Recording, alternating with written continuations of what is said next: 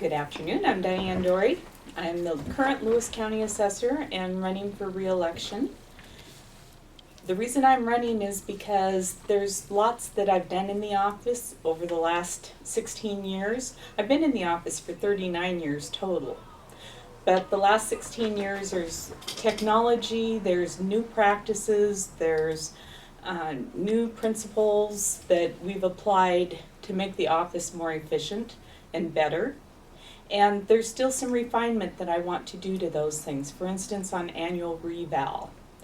That was instituted in 2012. We've not gone through one complete cycle yet, and we're constantly refining and tuning it. When we first transferred over to annual reval, we had to kind of do it in a rudimentary fashion because we didn't have all the data. Well, for the last 4 years, we've been compiling that data and now trying to make it better. So the next go around for the next 6 years will be much easier and a better product. All right. Many people, as I'm sure you get all the time, are unfamiliar with the role of the assessor and what you do. So I'd like you to just kind of describe not just what you do, but kind of the importance of the position. Okay, the assessor does many things actually. There's 28 individual functions that the assessor's office is responsible for. The minute you file a deed, we transfer the owner's name, or if it needs to be segregated into more than one parcel because you didn't buy the entire thing, we do that. We value real and personal property for tax purposes. We keep track of all the mapping. We do geographic information system mapping. We do the levies. We actually calculate and extend a tax roll to the treasurer's office. And so the process is multifaceted, and we do a lot to make sure that the taxing districts and the taxpayers get a fair valuation. So the role of the assessor is one that's very important. We establish the tax base for the county for current expense, for 65 taxing districts, which include fire, cemetery, schools, library, hospital, emergency services. So it's very important that the job be done correctly and well. Kind of as an additional to that question, can you describe some of the work you do on statewide issues, legislation? I know you serve on a board or two. I do. Can you talk a little bit about that and then the importance of having that role? Well, it's really important for the person that's in my position to know what the laws are, to know what needs to be changed, needs to be fixed, needs to be made more efficient. This last year, after 11 years of going to the legislature every year trying to pass some legislation that's good for the taxpayers, it cost no tax dollars, and it cost the county money in order to process these applications. So for 11 years I went to the legislature and asked them to do what we call the timber combo bill, and that was combining open space timber and designated forest land into one program. The taxes were the same, the values were the same, everything was the same. It was just duplicate work for the assessor's office, and it was more money for the taxpayers. So it's really important that the assessor fight for what's right for both taxpayers and taxing districts. It's a dual-edged sword that we carry because we fight for both. All right. Obviously, you have an opponent this year. Were you surprised that she came from kind of within a similar circle, being at the courthouse? Well, it's the similar circle is that we're both employees of the courthouse or the county. However, the roles are totally different. The board clerk is simply a clerk that stamps in forms, does a public hearing, types up the orders from the board, and that's it. It has no management, no accounting, no appraisal, no decision making, no authority. And so they're really different roles that we each have. Do you think it would be difficult to come into your position without experience? I know you were in the office before you ran. would it be pretty hard to step in from the outside and be able to effectively lead? Oh, absolutely. After 23 years in the office, I was appointed assessor. And even though I had a very important role in the office and did a lot of the work, I had worked in all the positions, I had no idea what I would be hit with that first year. And I was involved in a state Supreme Court. I was involved in the Chehalis Power case, which ended up being very, very, very difficult and complicated. We had an initiative, which was 747, that was trying to be passed throughout the state. All kinds of things happened, and I was, quite frankly, overwhelmed that first year. It was different than what I expected. And being an employee is different than having to deal with all the human resource issues that you have to manage on top of the normal work. Mm-hmm. One thing that she has brought up is customer service and a need for improvements in dealing with the public on property valuations, things like that. Speak to that issue, or just any other things that you think need to be fixed or improved within the assessor's office. Well, the job of the assessor's office is not to make people happy, quite frankly. It's to make sure that everybody's taxed equally and fairly. We get a large number of people who come into the office. They are not happy because they have to pay tax. As we all know, it's the law that everybody has to pay property taxes. So the number of people that left my office dissatisfied this last year were 280 parcels. That wasn't people, that was parcels. This year, we had 219 petitions to the Board of Equalization that were parcels. That equates to 120 people, because a lot of those people have multiple parcels. So out of 63,500 parcels, I think that's a pretty good percentage. And last year, there were 46 so far that we've gotten cases that were overruled by the board. That's 0.0007 of the number of parcels we have. I think that speaks to a pretty good track record. Do we talk to lots of people? Absolutely. We had over 500 phone calls that we addressed this year after revaluation notices were sent out. Do we talk to people every day? Absolutely. Does everybody walk out that door happy? No, because it depends on the reason for them to be there. So customer service, I feel for what we do and the number of parcels we handle annually, my staff does a superb job. And we do a great job of educating the public. In fact, tonight I'm going to the fire department again. I've been to the fire district commissioners, the fire district chiefs, and do training sessions for them, teaching them about levies. This year the topic is prorationing, because there's several fire districts that are in jeopardy, fire and other districts in jeopardy of losing the amount of tax dollars they can get due to the fact that the values have gone down. Can you talk about that a little more, the fact that the values have gone down? Sure. And reasoning why that's happening and what the impact is? Well, the impact is we live on the ERB formula. I don't know how many people are familiar with ERB, but that's a triangle, and at the top is income, on the left side is rate, and on the right side is value. So income divided by rate equals value, that kind of thing. Income to taxing districts is their budget that they can collect from property tax. When the values go down, the rates go up. There are caps on those rates that each taxing district can collect. For instance, a cemetery district can only get 11.11 cents per thousand. If they exceed that, they're cut back. Riverside Fire Authority can only get $1.50 to collect their amount of taxes. This last few years, 5 years to be exact, TransAlta's value has declined, and it should, because they're going out of business. They were put out of business by the state, basically. So they had about $1 billion in assessed value, and now I anticipate this year it'll be about $190 million, which is, I'm hoping, the floor. As those values drop, those rates have to go up, and the taxing districts then collect less and less.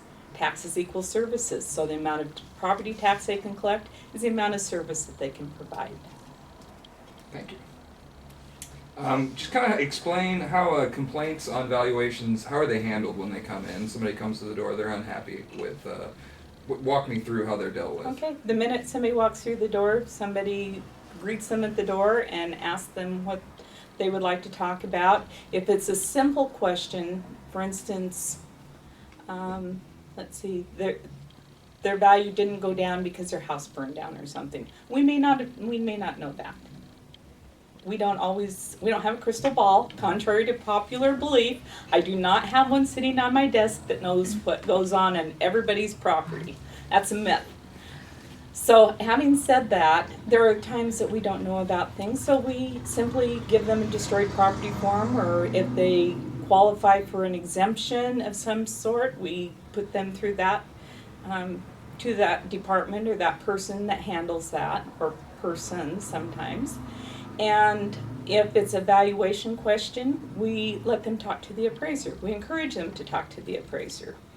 There's lots of people that don't come to our door, they go directly to the Board of Equalization. And sometimes we don't hear from them or know about them until there's a board hearing scheduled.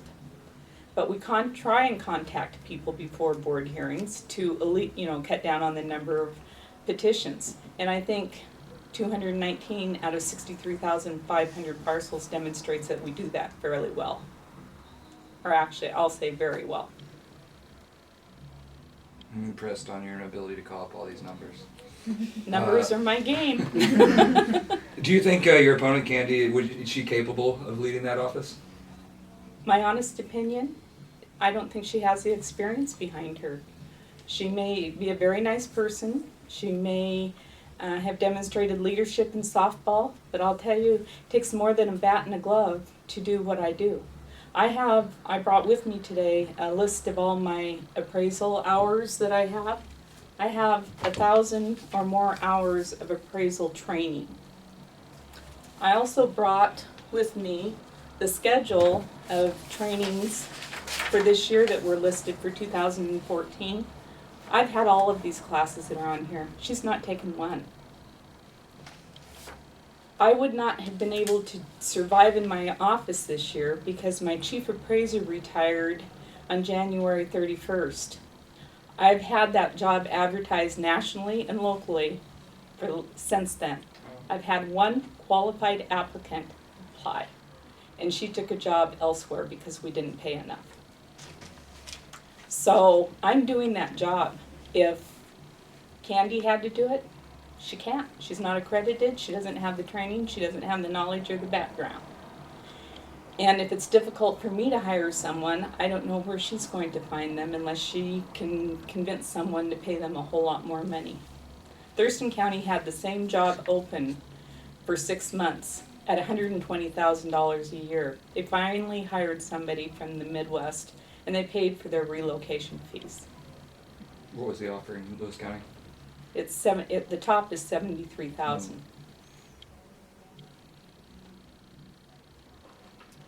Sounds like an issue you're going to be stuck with for a while then. I have been stuck with it so far, and I don't see the light at the end of the tunnel yet. Hopefully it's still not the train. You've been with this is kind of just a curiosity question. You've been with the assessor's office for so long. If something did happen and you weren't the assessor anymore, what job do you think you'd go for? I might just retire. I've been offered jobs in the past. I love what I do. I love the office. I wouldn't have been there for 39 years if I didn't. And in fact, this last year I was offered 3 jobs and I turned them down. I love Lewis County. I don't want to move. My kids are close by. It's a great community. I serve on boards around. Not only am I currently on the assessor's board, I'm due to be president in January if I'm reelected. And that's the second time that my fellow assessors have enough trust and faith in me to send me through the chairs to become president again. But I also serve on United Way. I had served on Growing Places until they went away. The Lewis County Foster Parent Association, I'm the treasurer. I'm the treasurer also for the statewide Foster Parent Association. I do what I do because I love it and I love this community. And it's my way of giving back for what they've given me through all the years. I've been very lucky. Go ahead and expound on that if you want your community involvement. We did ask Candy about that as well. And Sure. I think you just hit a big portion of it, but obviously being a foster parent was a huge part of your life. Right. I was the foster parent for 23 years to 125 long-term foster boys, teen boys from the age of 14 to 18, and short-term to over 200 other children that were in our home less than 6 months. And without my husband, we wouldn't have been able to do that. So not only that, but I have taken on the role as vice president of the Centralia Downtown Association. I feel it's very important that the economic development of the downtown go forward. I think it was stalled for a little while. I don't think I'm any more important than anybody else on that board, but I think we have a good board moving things forward now. Economic development, this is the first time in my entire life as assessor, or that I know of, that anybody as assessors ever talked about economic development, but we have to get it going. And it's been demonstrated over and over again by the loss of TransAlta. In order to make Riverside Fire Authority whole once again, we have to have a business that brings in $500 million worth of assessed value, or businesses. Now, I don't want to ever put our eggs in one basket again, because when it goes away, it's huge, it hurts. So I would like 50 businesses to come to town of 10, and of 10 million each. And then if one goes away, it doesn't hurt as bad.